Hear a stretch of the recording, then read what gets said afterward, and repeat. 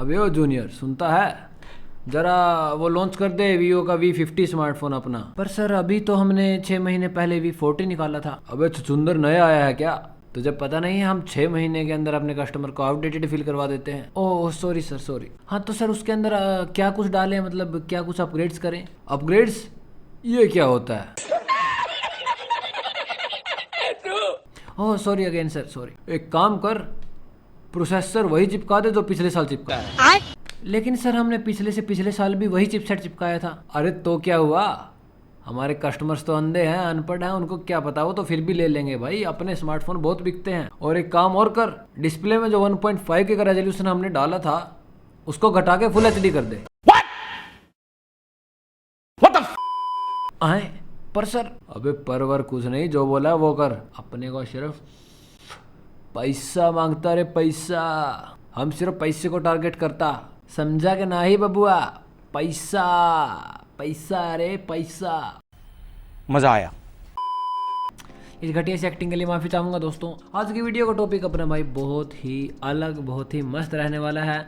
यहाँ पे मैं आपको बताऊँगा कि क्यों आपको वीवो के स्मार्टफोन्स को बिल्कुल भी बाय नहीं करना चाहिए।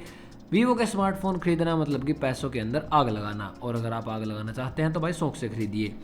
तो लेफ्ट साइड में आप देख रहे हैं वीवो का V50 स्मार्टफोन, जो कि अभी फरवरी में लॉन्च हुआ है। इसके अंदर आपको स्नैपड्रैगन 7 Gen 3 मिलेगा, जो कि V40 में भी मिलता था, सेम V30 में भी मिलता था। कोई अपग्रेड नहीं किया यहाँ पे। वही घिसी पीटी 4x की रैम, UFS 2.2 की storage, full HD plus display दी गई है। पहले 1.5 की मिलती थी, फुल HD कर दी इन्होंने, डाउनग्रेड कर दिया। कोई भी NFC का सपोर्ट नहीं है इसके अंदर, कोई भी IR रिमोट कंट्रोल नहीं मिलेगा। 9 5G के बैंड्स दिए हैं बस। और प्राइसिंग की इसकी बात करें तो इसका बेस वेरिएंट 8GB की रैम और 128GB स्टोरेज के साथ आपको मिलेगा 35,000 रुपये का। दूसरी तरफ राइट साइड में आप देख रहे हैं पोको का X7 Pro स्मार्टफोन। इसके अंदर आपको MediaTek Dimensity 8400 Ultra मिलेगा। 1.5 मिलियन Antutu स्कोर है इसका, लगभग डबल है वीवो से। 5x की लेटेस्ट रैम और 4.0 की स्टोरेज देखने को मिल जाएगी। 1.5K की आपको मस्त हाई रेजोल्यूशन की डिस्प्ले, 6500 mAh की बैटरी कैपेसिटी, NFC का support, IR remote control, 4K 60 FPS video recording, 14 5G के बैंड्स। और प्राइसिंग की बात करें तो इसका बेस वेरिएंट 8GB रैम और सिर्फ 256GB स्टोरेज के साथ आपको मिल जाएगा 27,000 रुपये का। तो है ना ज़मीन आसमान का डिफरेंस। अब थोड़ा दिमाग का यूज़ करें तो भाई हम ज़्यादा पैसे लगा के वीवो का फ़ोन क्यों ले, जब आपको इतनी बेहतरीन वैल्यू फॉर मनी बहुत ही कम दाम पे आपको पोको का स्मार्टफोन प्रोवाइड कर रहा है। हाँ चलो पोको छोड़ दो भाई, मदरबोर्ड इश्यूज़ आपने सुने होंगे, डर लगता है पोको का स्मार्टफोन बाय करने से। अदर ब्रांड्स को देख लो, रेडमी देख लो, रियलमी देख लो, यहाँ पे IQ वीवो का सब ब्रांड है जो, मोटो देख लो, आपको उन सभी के सभी स्मार्टफोन्स के अंदर बहुत ही मस्त वैल्यू फॉर मनी मिल जाएगी।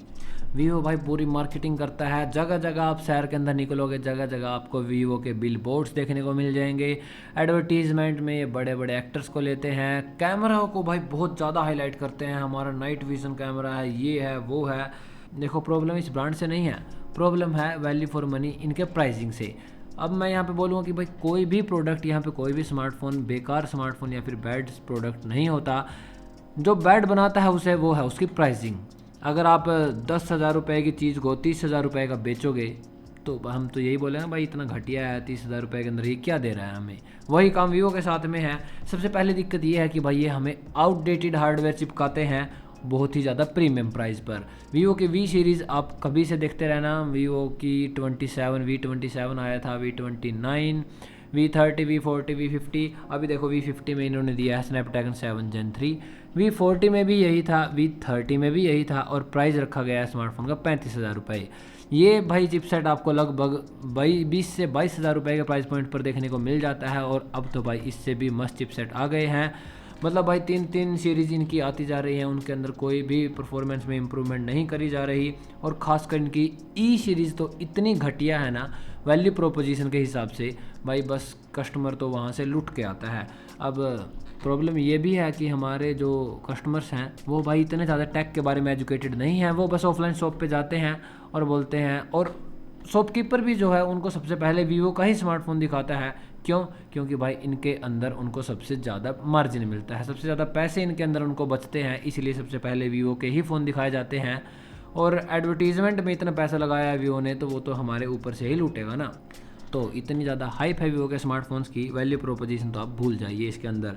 और इनकी वाई सीरीज़ तो भाई ऑफलाइन मार्केट में ही मिलती है, बस कस्टमर्स का इतना काटा जाता है भाई, बस पूछो ही मत। आपको यहाँ पे 20,000 रुपये पे सिर्फ HD प्लस डिस्प्ले दी जा रही है।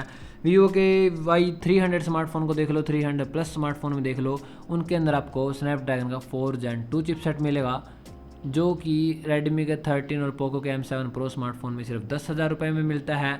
और आपको स्नैपड्रैगन का 695 देखने को मिलेगा, जो कि आज से लगभग भाई 4 साल पुराना प्रोसेसर है वो, और सिर्फ 9-10 हज़ार रुपये में मिल जाता है। तो जब आपको सेम प्राइस पॉइंट पर एक बेहतरीन अल्टरनेटिव्स मिल रहे हैं तो आप वीवो को ही क्यों प्रेफर करेंगे।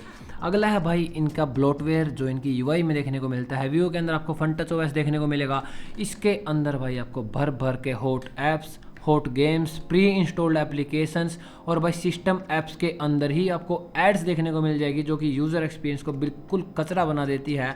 आप सेटिंग्स खोलेंगे उसके अंदर भी आपको ऐड देखने को मिल जाएगी, बस ब्लोटवेयर का तो पूछो ही मत। और इनकी यूआई भी भाई बहुत ही ज़्यादा आउटडेटेड लगती है। और अपडेट्स की बात करें तो आपको ये नॉर्मल स्मार्टफोन में सिर्फ 2 साल तक के अपडेट प्रोवाइड करते हैं। ये भी एक बहुत ही बड़ा इशू है, जिसके रिगार्डिंग मैं आपको बताना चाहता हूँ कि आपको वीवो के स्मार्टफोन इसलिए नहीं लेने चाहिए। और तीसरा जो है भाई ओवर हाइप मार्केटिंग। ये मार्केटिंग तो भाई अपने स्मार्टफोन की ऐसे करते हैं जैसे पता नहीं चांद ज़मीन पे उतर के आ जाएगा भाई। इनके कैमरे को खोल के देखेंगे तो इतनी ज़्यादा एड्स करते हैं कैमरास की, पर होता इनमें कुछ भी खास नहीं है भाई। कुछ खास कैमरे के अंदर था नहीं। मैंने कंपेयर भी किया है रियलमी के V40 Pro स्मार्टफोन को, जो कि 50,000 रुपये का है, उसको कंपेयर किया मैंने रियलमी के GT6 स्मार्टफोन से। कुछ भी खास यहाँ पर नहीं निकल के आया। और भाई एक पॉइंट यही है, जब आपको मार्केट में बेटर अल्टरनेटिव्स मिल रहे हैं तो आप यहाँ पे वीवो की स्मार्टफोन्स को ही क्यों बाय करेंगे। फॉर एन एग्जांपल आपको यहाँ पे पोको X7 Pro स्मार्टफोन देखने को मिल जाता है V50 के प्राइस पे। iQOO का Neo 10R स्मार्टफोन आया है अभी। पोको नहीं लेना तो मोटो का Edge 50 फ्यूजन स्मार्टफोन है, मोटो का Edge 50 Pro स्मार्टफोन है, रियलमी का P3 अल्ट्रा स्मार्टफोन आया हुआ है। यहाँ पे बहुत सारे स्मार्टफोन है भाई, आपको वीवो का ही क्यों लेना। फ़ोन का प्राइस यहाँ पे जो 20,000 रुपये का फ़ोन होना चाहिए उसको ये 35-40 हज़ार रुपये का बेच रहे हैं, तो भाई दिक्कत तो होगी ही। और भाई एक दिक्कत ये भी है कि ये हर 6 महीने के बाद अपनी V सीरीज़ का एक स्मार्टफोन निकाल लेते हैं। अभी पिछले साल अप्रैल 2024 में आया था V30 स्मार्टफोन। अगस्त में 6 महीने के बाद ही इन्होंने निकाल दिया V40 स्मार्टफोन, और उसके बाद ये फरवरी 2025 में निकाल दिया V50 स्मार्टफोन। अब 30 वाले को तो ये लगेगा भाई 50 आ गया, मेरे पास तो 30 है, 1 साल भी नहीं हुआ उसको आउटडेटेड फील करवा देंगे ये। तो यहाँ पे भाई ये भी एक बहुत बड़ी दिक्कत है। कस्टमर्स का एक्सपीरियंस ख़राब हो जाता है भाई जब उसको पता चलता है कि, और अपग्रेड्स कुछ नहीं देते। अपग्रेड्स तो भाई ना के बराबर है, उल्टा डाउनग्रेड कर रहे हैं। ये V40 में आपको 1.5 की बढ़िया डिस्प्ले मिलती थी, इसके अंदर अब V50 में सिर्फ फुल HD मिलती है आपको। यहाँ पे अपग्रेड्स के मामले में प्रोसेसर सेम चिपकाया जा रहा है, कोई भी NFC, कोई भी IR रिमोट कंट्रोल इन्होंने ऐड नहीं किया। तो भाई किस बात का V50, किस बात का अपग्रेड, जब आपका ही V40 स्मार्टफोन आपको better value for money provide कर रहा है इस नए फ़ोन के मुकाबले। तो भाई ज़्यादा कुछ मैं एक्सप्लेन नहीं कर सकता, वीडियो ज़्यादा लंबी बन जाएगी। बचो जितना हो सके और दूसरों को भी एजुकेट करो। आपकी बहन, आपकी भाई, आपके फादर्स, अगर कोई भी वीवो का स्मार्टफोन परचेज करने की सोच रहा है तो उसको ये वीडियो दिखाओ, उसको बोलो कि भाई अदर इतने सारे ब्रांड्स हैं यार, Redmi, Poco, Realme, iQOO, Oppo तो नहीं बोलूँगा, देखो वन प्लस भी ठीक है, यहाँ पे आप उनको भी परचेज कर सकते हैं। वीवो के पीछे ही क्यों भागना। मेरी कोई दुश्मनी नहीं है, लेकिन मैं आपके बेनिफिट के लिए बोल रहा हूँ।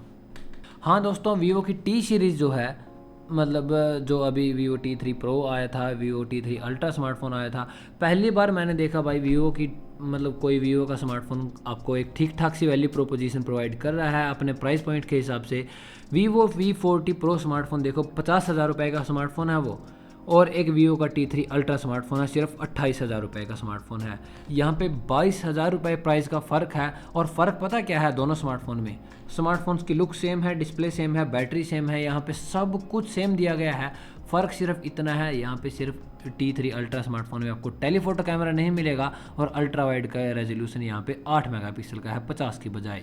सिर्फ ये फ़र्क है जो कि 22,000 रुपये की प्राइस डिफरेंस को दर्शाता है। 22,000 रुपये के बदले में आपको सिर्फ टेलीफोटो कैमरा मिलेगा। तो बस Vivo ये गेम खेल रहा है भाई, अपने एडवर्टाइजमेंट इतनी ज़्यादा कर करके, ब्रांड इंडोर्समेंट के लिए बड़े बड़े यहाँ पे एक्टर्स को हायर करके, जो ऑफलाइन मार्केट में है उनको ज़्यादा मार्जिन प्रोवाइड करके, सारा पैसा यहाँ पे आपकी जेब से निकाला जा रहा है। बस यही था दोस्तों इस वीडियो में। अगर आपको मेरी वीडियो पसंद आए तो लाइक करना मत भूलिएगा। लाइक करो ना करो भाई, सब्सक्राइब जरूर कर देना। टारगेट है हमारा 1000 सब्सक्राइबर करने हैं जल्दी से जल्दी। मैं मिलता हूँ आपको इसकी नेक्स्ट वीडियो में, तब तक के लिए बाय बाय।